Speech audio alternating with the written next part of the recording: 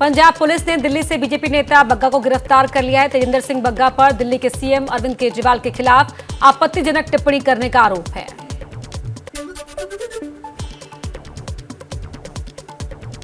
BJP नेता तेजिंदर बग्गा की गिरफ्तारी पर सवाल उठाए बीजेपी ने।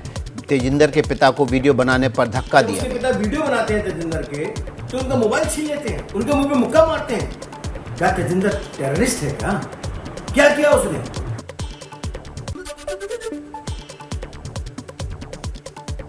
जोधपुर के 10 दाना क्षेत्रों में आज 8 से 10 बजे तक 2 घंटे के लिए कर्फ्यू से छूट दी गई, जिससे लोग दूध, फल, सब्जी जैसे जरूरी सामान खरीद सकें। यहां 3 मई की दोपहर 1 बजे से कर्फ्यू लागू किया गया था।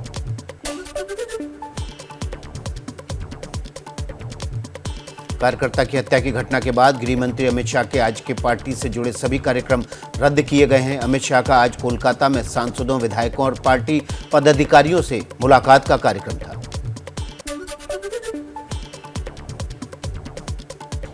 सिलीगुड़ी में गृह मंत्री अमित शाह का बड़ा बयान, कहा कोरोना खत्म होते ही सीएए को लागू किया जाएगा।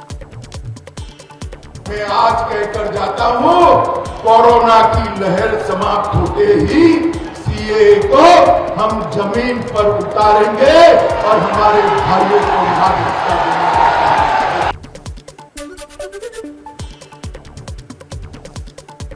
गृह मंत्री अमित शाह पर पश्चिम बंगाल की मुख्यमंत्री ममता बनर्जी का पलटवार, बोली वो देश को तोड़ने का काम करते हैं और हम जोड़ने का। इसका काम है टुकड़ा कर दो और दिल भी टुकड़ा करने के लिए तैयार है। वो तो जैसे डिवोर्स करने का लिए, जैसे हस्बैंड वाइफ डिवोर्स करने जाता है।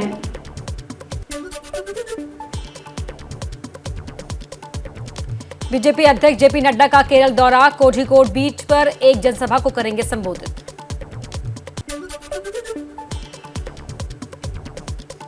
तेलंगाना में टीआरएस सरकार पर जेपी नड्डा का निशाना, कहा केसीआर की सरकार सबसे भ्रष्ट सरकार। 20,000 करोड़ की सिंचाई परियोजनाएं 1,20,000 करोड़ की हो गई हैं, लेकिन 1 इंच जमीन को पानी नसीब नहीं हुआ।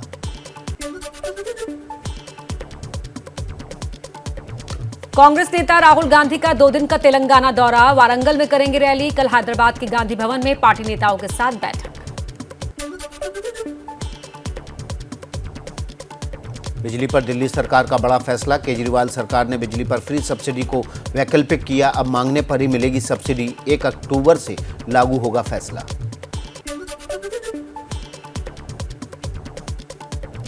पंजाब की आम आदमी पार्टी सरकार का किसानों को लेकर बड़ा ऐलान, एमएसपी पर खरीदी जाएगी मूंग की फसल। सीएम मान ने कहा पंजाब सरकार हमेशा किसानों के साथ। जिन्नी भी मूंगी ਦੀ ਪੈਦਾਵਾਰ ਤੁਹਾਡੀ ਫਸਲ ਹੋਊਗੀ ਤੁਹਾਡੇ ਖੇਤ 'ਚ, ਉਹਨੂੰ ਐਮਐਸਪੀ ਤੇ ਗਵਰਨਮੈਂਟ ਪ੍ਰੋਕਿਓਰ ਕਰੂਗੀ।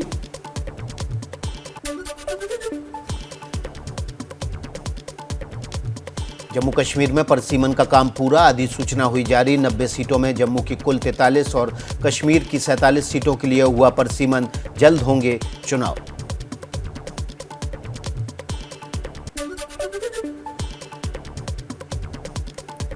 राजस्थान के अलवर में बीजेपी ने की जनहुंकार रैली। बीजेपी ने राजस्थान की कांग्रेस सरकार पर लगाए कई आरोप, गुंडाराज की कही बात।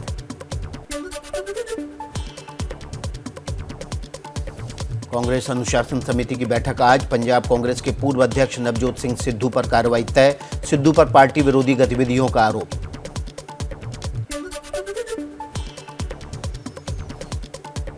हिमाचल प्रदेश में पुलिस भर्ती के पेपर लीक हो गए हैं। इन पर्चों के लाखों रुपए में बिकने की आशंका है। इस पूरे पेपर लीक मुद्दे को पुलिस दबाने की कोशिश कर रही है।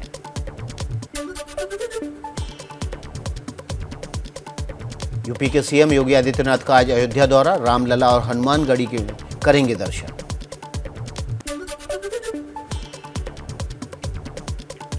यूपी चुनाव में हार पर समाजवादी पार्टी के अध्यक्ष अखिलेश यादव का बड़ा आरोप, कहा चुनाव आयोग भी हमारे साथ नहीं था, कई सीटों का डेटा अब तक अपलोड नहीं हुआ, मुस्लिम यादवों का वोट काटा गया। गाजियाबाद की डीएलएफ कॉलोनी में बदमाशों ने फ्लैट में घुसकर महिला की हत्या की। घर में रखे पैसे और जेवरात लेकर हुए फरार।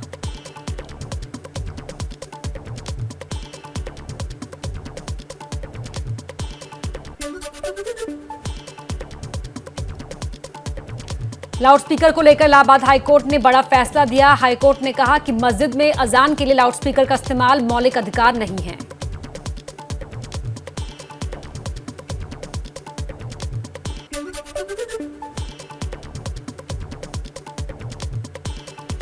वाराणसी के ज्ञानवापी मस्जिद परिसर में आज दोपहर 3 बजे होगा सर्वे। कोर्ट ने दिया है सर्वेक्षण का आदेश। मुस्लिम पक्ष कर रहा है विरोध। 10 मई को कोर्ट में जमा होनी है रिपोर्ट।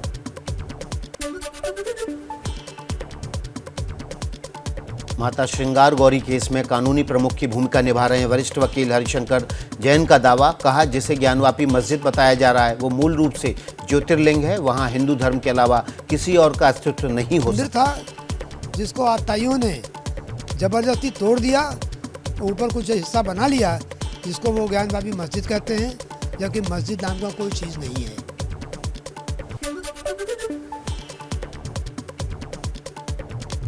ज्ञानवापी मामले में मुस्लिम पक्ष की धमकी। कहा किसी भी सूरत में कोर्ट की ओर से नियुक्त कमिश्नर को घुसने नहीं देंगे।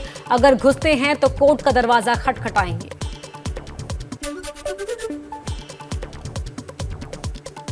वाराणसी के ज्ञानवापी स्थित श्रृंगार गौरी मामले को दायर करने वाली 5 महिलाएं अपनी सुरक्षा को लेकर चिंतित। घर में तो रहेंगे नहीं, बाहर तो निकलना ही पड़ रहा है। बच्चे हैं, कचहरी जाते हैं, सब जगह हम लोग जाते हैं, थोड़ा सुरक्षा की चिंता तो है ही है।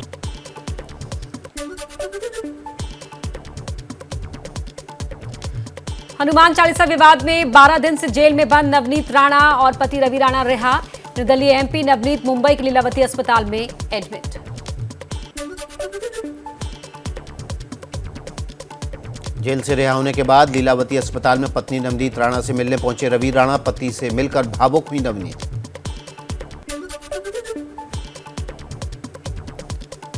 विधायक रवि राणा का जेल अधिकारियों पर बड़ा आरोप। कहा नवनीत राणा ने स्वास्थ्य को लेकर शिकायत की थी, लेकिन शिकायत पर भी नहीं दिया गया ध्यान।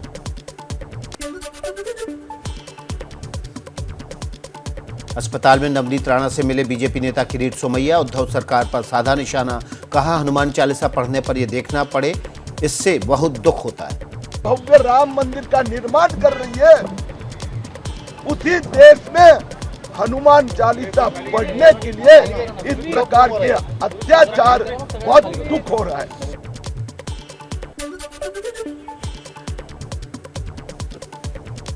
महाराष्ट्र के पुणे में लाउडस्पीकर विवाद को लेकर केंद्रीय मंत्री अनुराग ठाकुर का उद्धव ठाकरे पर निशाना। कहा तुष्टीकरण और वोट बैंक की राजनीति के लिए अलग अलग नियम बनाने की कोशिश गलत।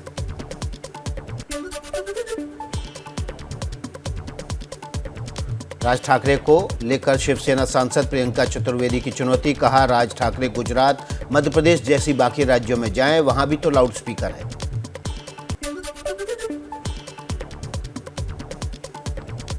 महाराष्ट्र में लाउडस्पीकर को लेकर सियासत तेज। लाउडस्पीकर हटाने को लेकर एनसीपी का राज ठाकरे पर निशाना। डिप्टी सीएम अजित पवार बोले कोई उग्र आंदोलन चालू रखेगा तो होगी कार्रवाई।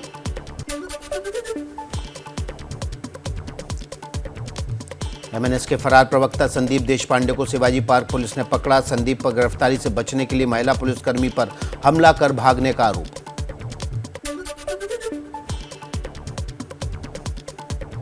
यूपी के बीजेपी सांसद ब्रजभूषण शरण सिंह ने कहा जब तक राज ठाकरे उत्तर भारतीयों से सार्वजनिक तौर पर माफी नहीं मांग लेते तब तक उन्हें मैं अयोध्या में घुसने नहीं दूंगा। उनको बिना माफी मांगे घुसने नहीं देना चाहिए। तो ये काम तो कोई सरकार करेगी नहीं और कोई वैसा करेगा नहीं, क्योंकि लोगों की भूलने की आदत है। एमएनएस प्रवक्ता बागी सारस्वत का पलटवार। कहा यूपी के सीएम योगी ने राज ठाकरे के अयोध्या आने का स्वागत किया है। ऐसे में ब्रजभूषण शरण की बातों को लेकर कोई मतलब नहीं।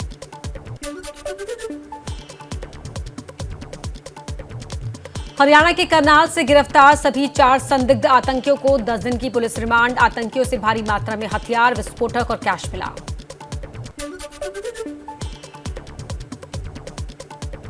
आतंकियों को पाकिस्तान से ड्रोन के जरिए हथियारों की सप्लाई हुई थी। लाहौर में रह रहे आतंकी रिंदा से जुड़े हैं तार। सूत्रों के मुताबिक पुलिस आतंकियों से आईएसआईएस खालिस्तान गठजोड़ की जानकारी जुटा रही है।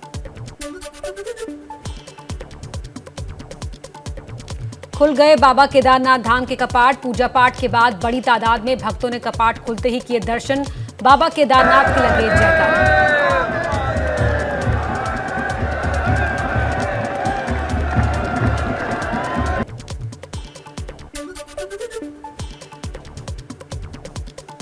कपाट खुलने के साथ ही उत्तराखंड के सीएम पुष्कर धामी ने किए बाबा केदारनाथ के दर्शन, पूजा अर्चना कर लिया आशीर्वाद।